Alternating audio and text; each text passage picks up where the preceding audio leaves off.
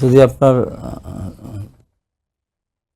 সকল মিলে সিদ্ধান্ত না নেওয়া হয়, তার সিদ্ধান্ত নেওয়ার ক্ষেত্রে কিছু ব্যাপার আছে।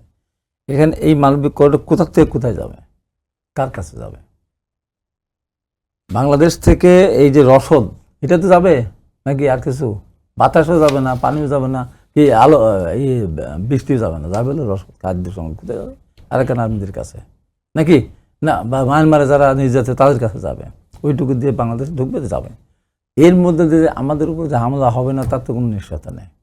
যাদের বিরুদ্ধে যাবে এক পক্ষের পক্ষে যাবে, এক পক্ষের জন্য এক পক্ষ দিয়ে করতেই পারে। আজকে যেমন ইসরায়েলের যে কথাটা বললো, হানান যে কথাটা বললো, আসলে কথাটা বাস্তবিক।